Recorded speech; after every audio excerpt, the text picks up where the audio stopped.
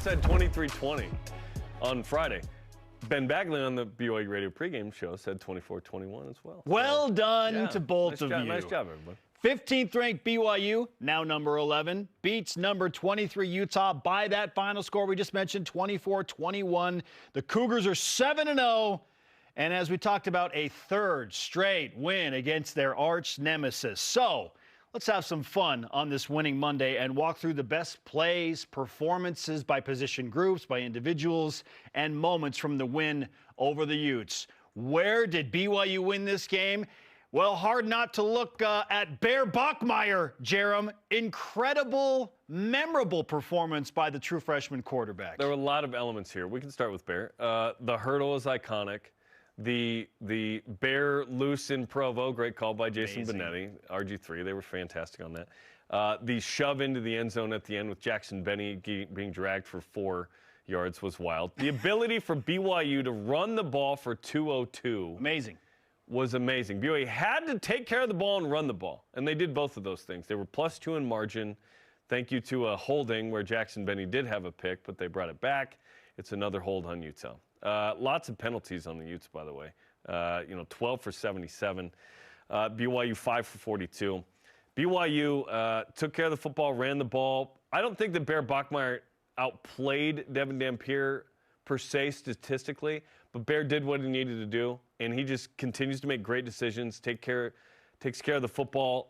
L.J. Martin was awesome. Chase Roberts was awesome. This defense was awesome.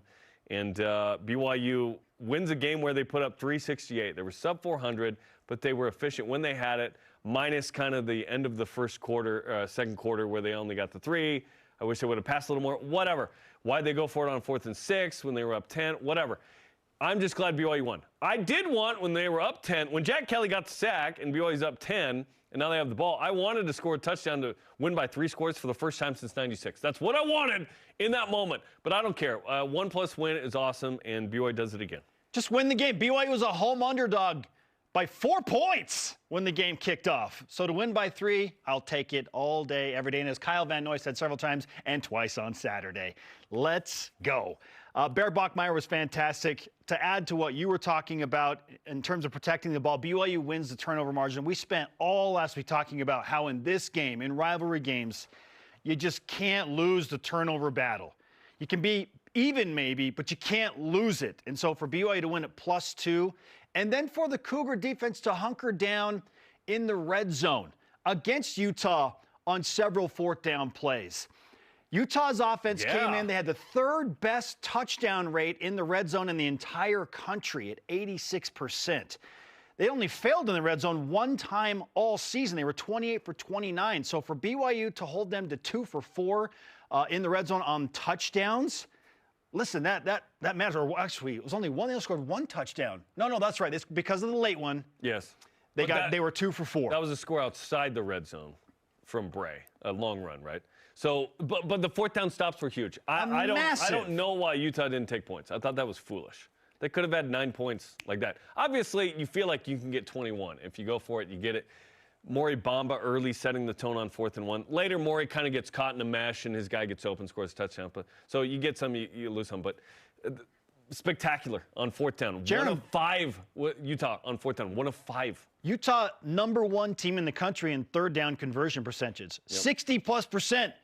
5 for 12. That was better. Yep. They're also incredibly efficient on 4th down coming into the game. Just 1 for 3. So, man, those things really matter. 1 for 5. 1 for 5. Sorry, 1 for 5. There were those are turnover on downs. We don't count them as turnovers, but obviously BYU 1 for 3. They failed a couple times too, but big time. The BYU defense was awesome. I wish they had 22 turnovers. They had 2, but it was spectacular. They got pressured. They kept Dampier's butt in the pocket, as Austin Collie called for. This was good for BYU to show that they're the better team. They did it in so many different ways. Certainly got weird at the end, Spence. Utah has an onside kick, and then if they get it, they get a possession to tie or win the game. I was a little weirded out by that because with 3.5 minutes to go, Jack Kelly gets a sack, and it's over. It is over. Everybody thinks it's over. Because BYU Utah is never quite over, which is crazy. But what BYU's athletic director, Brian Santiago, did not do is walk on the field. So that was good. BYU wins the game. It's a positive. Yeah. And they were head and shoulders, better than Utah in this one, despite giving up 470. It was a lot of yards, but not enough points. Utah did not take points when they needed to, but that was to BYU's credit. Yeah, and BYU has some things to clean up on the edges. Utah's speed really hurt BYU on the edges at times. Bray and the jet sweep was tough. Which accounted for a lot of those yards. Yep. And how about them throwing the wrinkle of 99 as a fullback tight end type? I mean, that was... Someone said that looks like a creative player on NCAA Football 26. I thought, is Chris Fuamatu Malafala back out there? I mean, what is this? That was spectacular. The production, the show, the amount of celebrities, by the way, that showed up, highlighted by Benson Boone. Yeah. Mystical. Wild. Magical. That's what the game was for BYU. It was awesome. All right, we're talking about the BYU defense, who, again, did enough and to create the 2 turnovers and the interception by Tanner. Look how quick our graphic department's like, no, we'll show it again.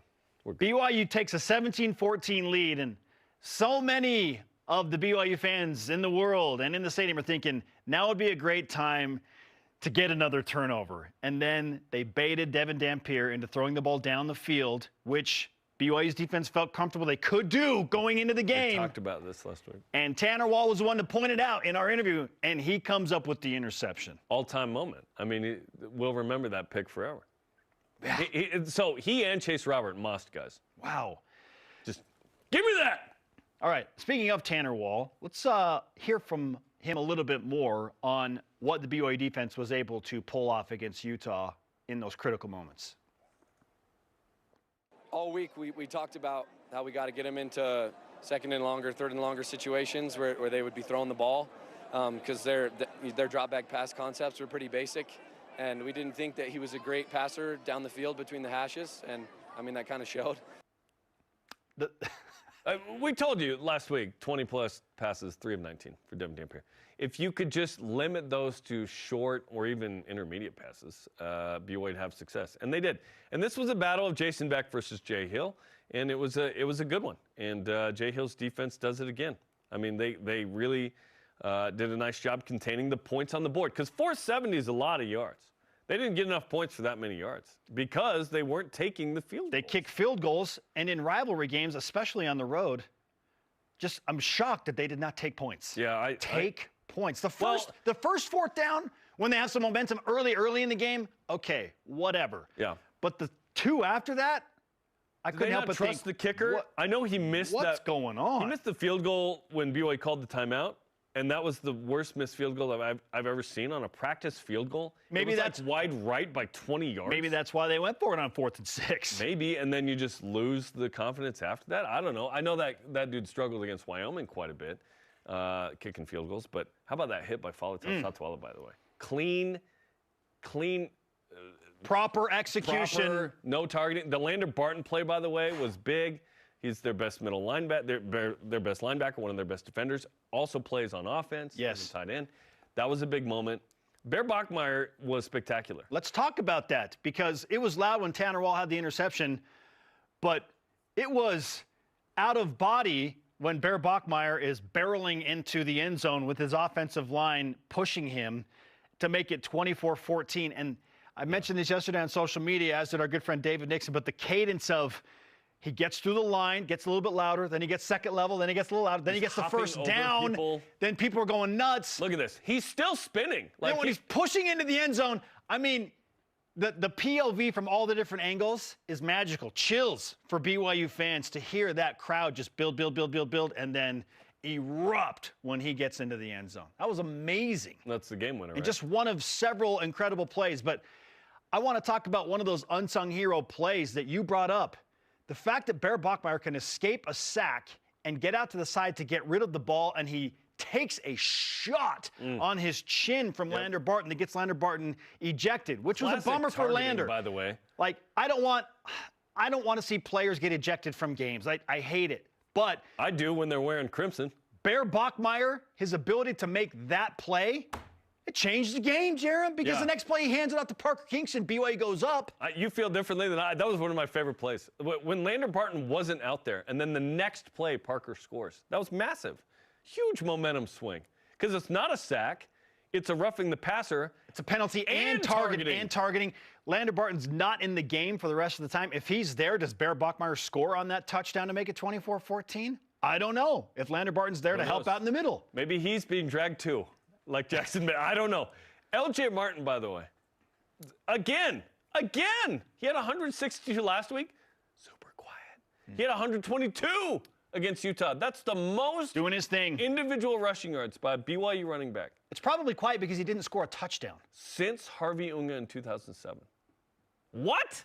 That was amazing. LJ was awesome. He continues to be spectacular. He's going to get like 1,300 yards this year. He might be all conference. Jeremy's at 774 through 7 games. Yeah, he's fourth in the country in rushing yards. I mean, amazing. BYU as a group runs for 202. It's only the third time since 2000 BYU's rushed for 200 plus against Utah. You look at 08 and 21. I mean, 08 BYU's behind quite a lot in that game. 21, Tyler Algier had the greatest individual rushing year BYU's ever had. LJ Martin has quietly been spectacular. What's 774 divided by 7? That's like 110.5 or something? He's averaging 100 plus. He's averaging 110 yards a game? It's awesome. This old line, by the way, against that vaunted Utah D-line, amazing. They didn't stop the run super well coming into the game, and BYU was great. John Henry Daly was contained for the most part because he's a very good player. BYU played a tough game. Like, BYU is a tough, gritty team that knows how to win, and it's carried over from last year. Bear has picked up and probably exceeded where Jake Retzloff was at this point, right, which is spectacular for a true freshman. This team knows how to win. We'll get to Tuesday, Wednesday this week, I promise you. We'll get to what now with BYU football. Today is about beating Utah, though. Today is a celebration. And celebrating the iconic moments. I mean, the hurdle. The push touchdown. Awesome. Yes. Tanner Wall mossing his guy. Chase Roberts the dot throwing the Y up. To Chase Roberts, who, by the way, when he hit that fist pump with the Y, oh my goodness. As the kids say, that went so hard. Yes. Like that was so tough. And we heard in the music video earlier, people thought it would do the U down. It's not about disparaging the opponent. It's about celebrating your team. And him throwing up the Y right here, immediately, ready for it. Oh, we didn't see it. Maybe here? Here we go, get it! Oh! Maybe here? Maybe here? Don't cut it! There it is! Yeah, there it is! Very nice. Okay, third time's the charm. You know the kid who edited that upstairs is like, wait for it, I promise I put it in there. Just an awesome win. BYU continues to win. They continue to figure out. But it doesn't mean they're going to go undefeated the rest of the year. Not necessarily. But let's just take this week to week. Carry the momentum. Carry the momentum. BYU 7-0.